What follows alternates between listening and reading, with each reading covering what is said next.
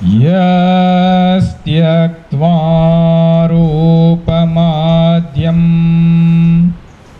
prabhavati jagataha anekadha anugrahaya prakshīna klesharāshihi vishama vishadharaha aneka vakrasubhogi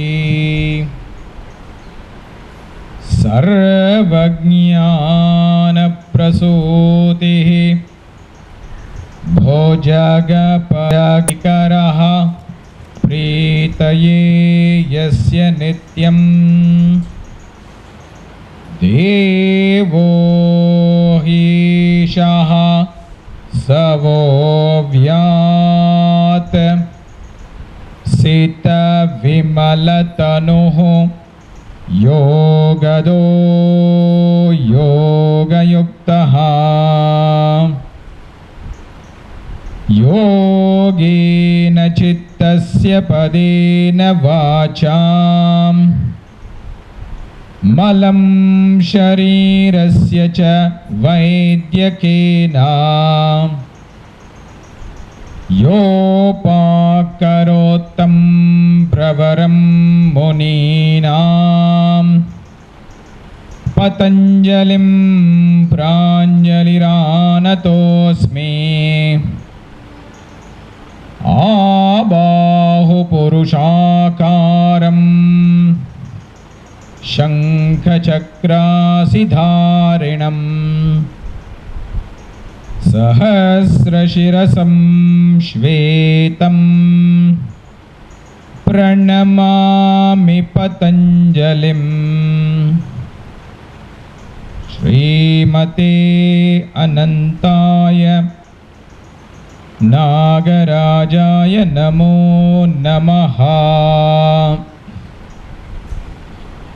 Patanjala Mahabhashya Charaka Pratisamskritaihi Manovakaya Doshanam Hartre Ahipataye Namaha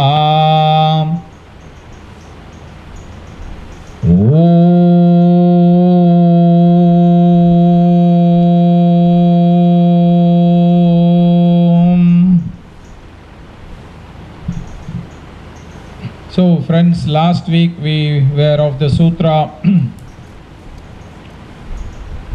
Kshīna vrittehe abhijātasyeva manehe grahitrugrahana grāhyeshu tadanjanatas samapattihi, which is the 41st sutra of the first chapter, and it is the first time that Patanjali is actually describing what is the state of Samadhi and he is using a very particular word called samapatti, which is the beginning stage of Samadhi.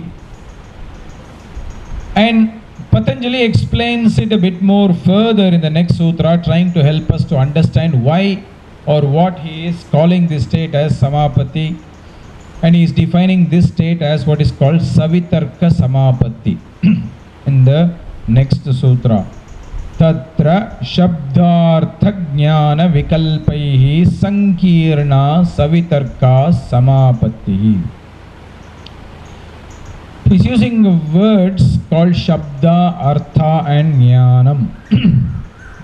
Now, normally speaking, there is different aspects of language, and we are normally understanding nowadays things through language mainly,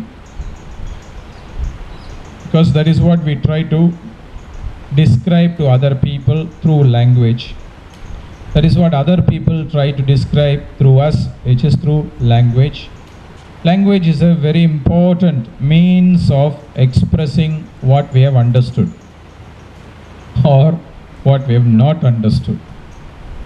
So language has three major components: Shabda, Artha and Pratyaya, which is presented in the third chapter, Patanjali here in the first chapter chooses to use the word Shabda, Artha and Jnana. Jnanam because in this section he is trying to help us understand the state of Samapatti or Samadhi, which means we are having some kind of knowledgeable experience, not mundane information. Shabda represents a word. Shabda means a word, a sound, actually a sound. The word or a sound can be one part of language. We use the word sun. Now that sun has a verbal formation, sun. Now that sun has many meanings. Now the sun could be my son, or the sun could be the sun. So the oral sound is Shabda. But what its meaning is Artha, the meaning. Now there can be similar sounding sounds with different meanings. So that's where there is a difference between Shabda and Artha. Not all Shabdas have the same meaning. So Shabda and Artha will sometimes have some kind of differences. They need not have, but sometimes they have. Sometimes the same word may mean different things in different contexts. The same word may mean different things in different contexts. For example, when we say something like hot, it can mean that it is temperature in one context. In another context, when we are talking about food, it can mean spicy. Also, it's very hot, we say. So the same word, same spelling can have different artha based on the context. Based on the context, we can have different things as well. This is what is the difference between Shabda and Artha. But at the same time, just because there is a Shabda, just because there is an Artha, it doesn't mean what is understood is the same. That is where Jnanam comes. Jnanam is very much a personal experience. Even the word hot, which represents the temperature hot, can be differently understood by different people. Right now we are in the month of July in India, and for most of us in India this is not hot at all. Even though it's about 30 to 34 degrees centigrade, it's not hot at all. However, those people who come from much cooler environments or who live in much cooler environments normally, where let's say the maximum temperature is only 24 or 25, when they come to this weather, this for them is hot. So the meaning, what each one understands, what each person understands of a word and the meaning is very subjective. It's not consistent. It's not consistent. If we say to somebody, if I tell my mother, please make something which is not spicy, she cooks something and she thinks it is not spicy. But when I put that in my mouth, I start to have tears in my eyes because it is so spicy. Because my understanding of what is spicy is very different from what her understanding of spicy is. Many people who come from the West, when they come to restaurants here, they have this experience as well. They try to tell the restaurant fellows, no spicy, no spicy, no spicy. But the restaurant fellow shakes his head, okay sir, okay sir, okay sir. But then when it comes, it's so spicy for the people because the understanding of what is spicy and what is not is very different from cultures. our people, they will think this is not at all spicy because I've only put 1/3 of what I normally put. So it must not be spicy at all. So the understanding for that fellow is this is very bland. But the understanding for somebody who is not used to it is very different. This is very important because even terms such as happiness, what happiness means to somebody is very different from what happiness means to somebody else. What sadness means to somebody is different from what sadness means to somebody else. It's a very classic example which is very funny because of this language. And this earlier was very shocking for my wife who is not from India. Very, very often when we are talking to Indian people and we talk about relationships, and when they are asked, oh, how is your husband, or how is your relationship, married relationship, and things like that, very often they use one word, oh, very torturing. My husband is torturing me. Now the word torture means something so strong. In another culture, they start getting very agitated with the word, what, my God, you are in a relationship still when the husband is torturing you? Because the meaning of the word torture is really something very strong in most of the countries that speak English, except in India. In India, in the marriage context, torture means somebody who is bothering you always, he is nitpicking, he is always like irritating, he is very, what to say, pestering. It's not really something very strong. So, the word torture, what it means for us is very different from what it means for somebody else. Sometimes when I was in a consultation session with one student and my wife was observing, the person writes in the consultation form, husband torture. So it's like a joke for some of us to understand that this word means so different for us in India compared to those people who are outside India. It's almost like a military word, this word torture. You know, we torture the criminals, torture the prisoners of war. Those kind of words are very heavy. And Europe has a history about torture in the medieval times, where they had torture chambers, where they had torture, they specialized in torture. So for people who come from Europe, like my wife, this is a very strong word. So if you say husband is torturing me, they start imagining that the husband is tying them in a torture chair with all these kind of thorns and needles and those kind of things too. But it's not what they are meaning. This is jnanam. The understanding and the meaning of the word is very different from each person. Very often, this is why there is 3 components of language, and that's why there is so many misunderstandings. There's so many misunderstandings. What I may say to somebody will be expressed from what I understand, from my knowledge. What somebody receives is based on what they understand. Is based on what they understand, not based on what I have expressed.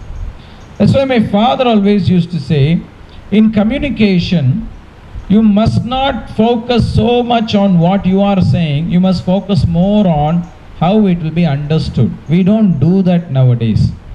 For us, our world is always from us. We are the middle of the world, we are the most important person.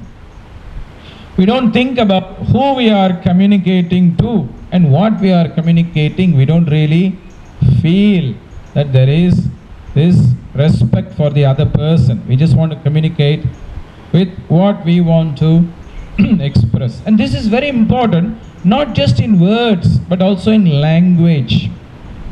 not just in the way we are constructing language. For example, I'm often always educating people from the West about this topic of politeness.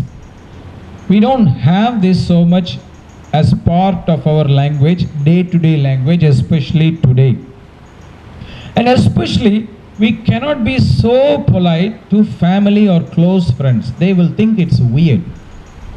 So if I tell my mother, could I please have a coffee? Could you please kindly make the coffee for me?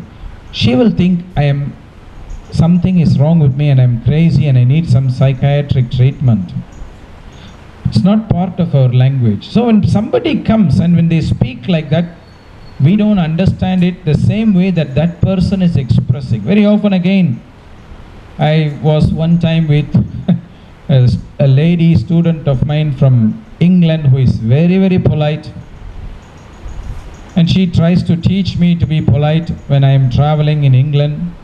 She comes to India and we go to a local restaurant called Sangeeta, very simple restaurant, where many people who are serving the food, they don't know so much English except basic words. More so, they don't know the English politeness and this and that. So she's trying to tell that guy, smiling at him, could I please have a masala dosa? And the guy doesn't understand. Huh? Could I please have a masala dosa? And he's looking, huh? So and then he looks at me. I said, masala dosa. That's it. That's the communication. Okay, okay. And he goes. We don't even say, I want a masala dosa. We just say masala dosa. That's it. He understands it. That's how it works. And then he is happy because he has understood what he wants. And this woman is saying, but that's not polite. It's so rude. I said, that's not rude. What you did was rude because in our culture, in this context, that kind of language is a sign of distance, not sign of proximity, and he will not even get it. And in our language, many times, things like please and thank you and all are not there in regular use. Nowadays especially. It's there, but it is very alien to us. So what is understood as polite and what is understood as not polite also is context sensitive. No, this is very, very important. This is very, very important. And sometimes even words. Sometimes in India, when we say yes, it actually means no. You have to look at direction or which way the head is shaking. Because Indian people, we are very much a culture that is based on shame. We don't want to say, no, I don't know. You ask a rickshaw driver, do you know the way from here to Mahabalipuram? He'll say, yes, yes, yes, yes. But he won't know. He will make you sit and he will stop every 2 minutes to ask somebody the way. But he will not tell you, I know the way, I know the way. But he will not know the way. He will say, yes, I know, yes, I know. But actually the answer is no. But the way he is saying it, it's only possible for Indians to understand that he actually doesn't know. Because there is a lot of body language involved. So that is what is Jnanam, Artham, Shabdam. There are differences in all of this. What word means is one thing. What word can imply is one thing. What the meaning itself can be different for the same word. And most important, the understanding of each word is different. Now all this is part of our memory. Both conscious and subconscious memory. All this is both part of our memory. We say, oh, my mother loves me. What love means for one person is very different from what love means for another person. So everything is a personal experience that is coming from accumulated experiences, vasanas we call it, samskara, patterns, and memory. And memory. All this is very, very important. And all this is part of our structure of expressing things and therefore perceiving things. We are perceiving many things through language because that is how we are taught how to express. If I have to describe an experience, I am expressing it through language. How is Chennai? I just don't do the expression. I try to express, oh, it's so great, it's so wonderful. We are using words. We are not just showing expression. We are not doing that. So when I use the word, it's so great. What great means for one may mean something totally different for somebody else. It's very crowded. What it means for one means very different for somebody else. Many years ago, I went to Western Australia to a city called Perth. Very isolated city, one of the most isolated city in the world. And my host who was picking me up, she was picking me in the car, and we were driving from the airport to my hotel. And there was a traffic signal where she stopped the car, and there were literally 3 cars in front of us. And she looked at me and said, I'm sorry, we have to pick you up at this time because the traffic is so heavy. And I said to her, I looked at her and I said, yeah, this is heavy traffic, 4 cars literally in front of us. That's it. I said to her, Madam, please don't come to India, because what traffic jam means in our country is very different from what it means. The same, crowded. I live in a very crowded town, or a part of the city, she said. And we go to her house on evening, and there is literally nobody. Her neighbor is literally like 500 meters away is their house. I said, why do you say it's very crowded? She said, oh, you know, we have 2,000 people in our neighborhood. It's so many people. I said, Madam, 2,000 people in India is a public toilet. That many people will be in one toilet. That is our definition of what is crowded. 2,000 people in one locality is nothing. So words and all, we are seeing the world, we are perceiving the world through language. And what happens in meditation when we are focused on an object? The object of meditation is not new for us. We say to somebody, meditate on the sun. No, the sun is not new. Meditate on the moon. The moon is not new for them. The sun is not new. They have learned about the sun. They have learned about the moon through Shabda, Artha and Jnanam. Maybe they were taught in school, this is the sun. It's orange. It's hot. It's a star. It's far away from us. It gives light. There's a lot of information that is given. Plus, that is what is Shabda and Artha. The word sun is Shabda. What it means, all the meanings of qualities that it has is one thing. But they may have personal experiences or knowledge about the sun that is also part of them. I always think about a person, a student I had, whom I introduced a meditation practice on a mountain. My father said to me, for her, please teach her a meditation on the mountain. The word mountain means, the word sound mountain is Shabda. Its meaning, it's a kind of a structure, a hill which is quite big, and it has nice trees or forests or whatever. So that is the description we can say. This is a mountain. It's a formation that is rising from the earth. All technical. And what Jnanam, for me, what mountain represents is something different. For her, it represents something different. Every class she used to cry. For me, mountain was is always a place of joy. When I think about a mountain, I'm always so happy because I love mountains.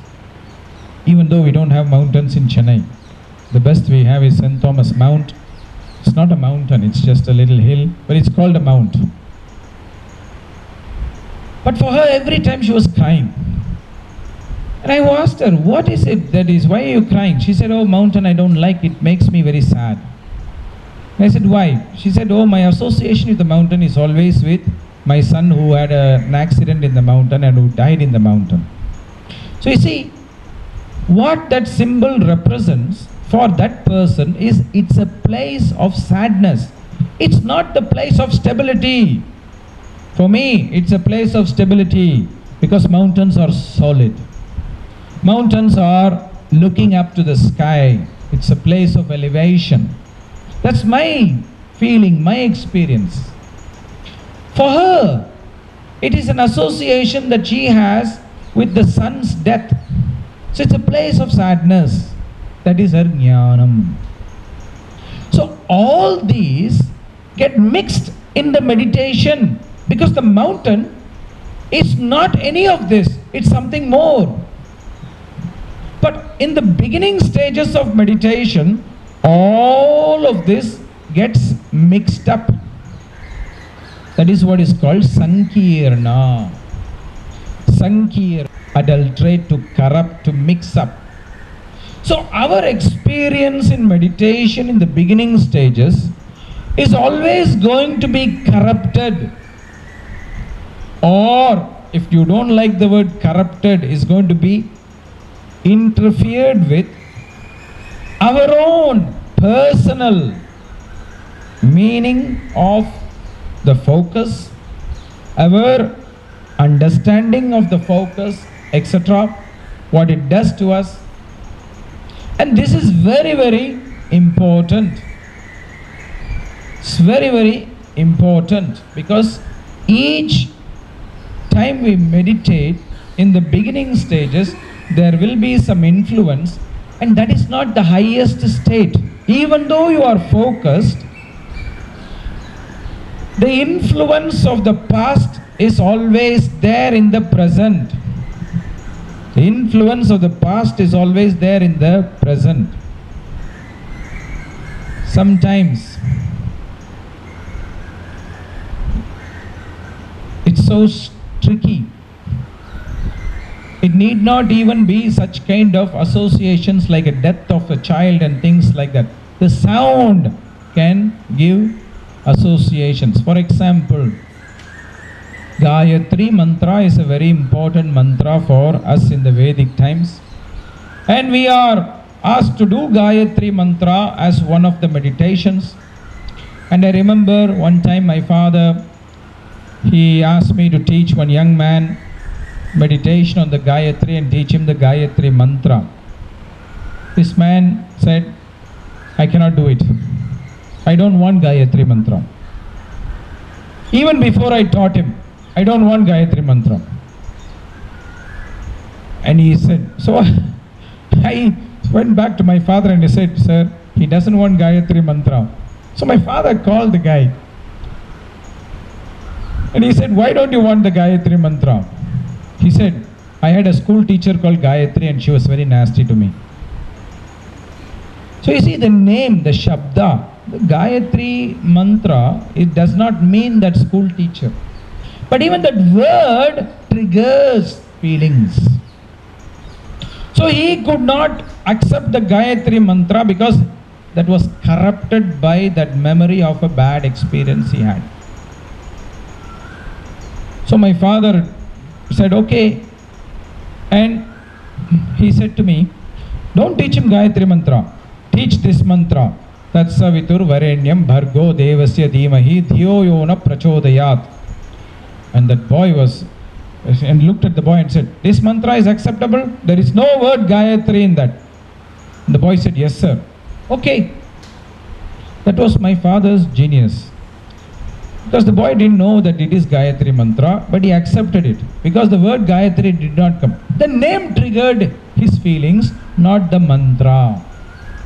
So anyway, he benefited from that, but he did not get traumatized by the name.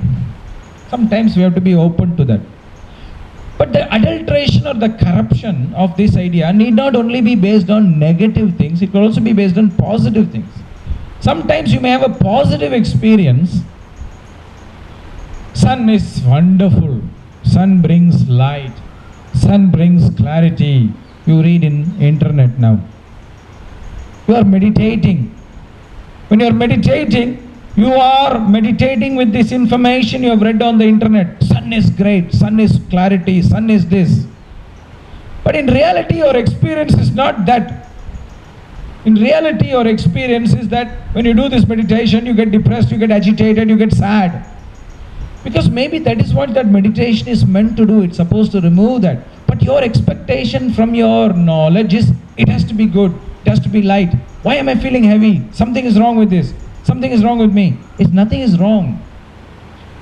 It's probably doing its job of first stage, it makes your toxins go away, which is a heavy stage.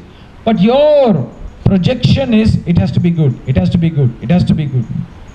This we don't know. This is also interfering with our experience. So, the interference of memory, of patterns, of impressions from the past need not only be negative, it can also be from positive experiences, which is not reality. That's what some Patanjali says. This is why he calls it Savitarka Samapatti. There is some gross interferences. That is word is Savitarka. Savitarka, Vitarkam, a gross entity. You saw earlier in the sutra, Vitarka, Vichara, Ananda, Asmitaropa, Anugamat, Samprajnataha. Vitarka stage. Savitarka, with Vitarka. There is some gross interferences. Even though you are focused, even though you are concentrating on a focus, there is interference. That is why the word is Samapatti, not Samadhi yet. You are still bound. I told you last week, Patti, to be bound by previous ideas, previous memories, by the words that you've been educated by. That interferes. And that is problem. That is not pure state of being connected. It is a problem. It's the same thing. When we meet people, we are not seeing them as they are. We are seeing them from how we remember how they were. And we are expecting them to be the same as who they were before.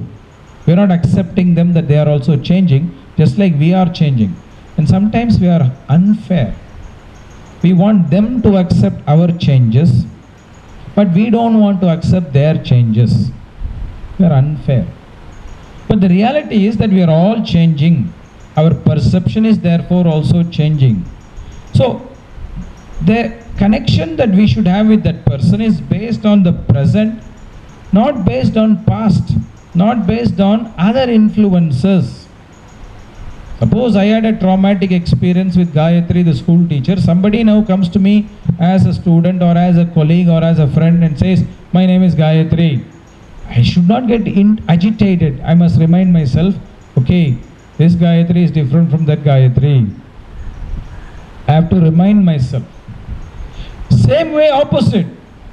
Suppose I had a very positive experience with somebody called Gayatri as my school teacher. Somebody comes and says, I am Gayatri. I must not think, oh, she has the same name as my favorite school teacher, so she must be a good person. Maybe she's not. But the projection is interfering. So sometimes even positive projection need not be useful. Just because the association is with a good person. Just because the association is with a good person. Often we make mistakes like this. Often we make mistakes like that. Simple example, I have a friend from France, from one town called Lyon, and she's a very good friend of me and my wife, and very nice person. So one day somebody in Facebook wanted to add me as a friend, and this person, I asked this person, do I know you? And she said, no, you don't, but I am from so-and-so, I am so-and-so, I come from Lyon. So immediately my mind went, oh, Lyon, it's our friend also is from Lyon, so she must be a nice person. So I accepted it. Within 30 seconds, this woman started demanding money from me. It was one of those fake accounts, you know. So you see how positive association can also interfere with our perception, which need not be true. I should have said, I don't know you, sorry, I don't accept you as a friend. But just because there was a connection made to my friend in the same city, my mind unconsciously or consciously made that connection, we tended to be a bit, we tend to be a little bit nice, have a soft corner. Okay, let's accept and see. Some new people, maybe it's a good person. 30 seconds. I have no money. Can you send me 10,000 euros? I am suffering from this. I am here. I am stuck in the airport in Africa, and it's one of those scams. I will give you this when I get the lottery of 10 million euros. I will give you 5 million, blah, blah. So you see how this is also a problem. That's why the Patanjali used the word Sankirana. Sankirana means mixture. Very well, it's mixed so much that you cannot see the difference. Adulteration, my father would say. It's adulterated. Like in India, many of the milk sellers who have cows, they don't bring milk to you. They bring milk mixed with some water. Now you cannot see the difference, which is milk, which is water, because everything looks white. It mixes so nicely. So you cannot say the difference. That is adulteration, Sankirna. That's what happens in our experience.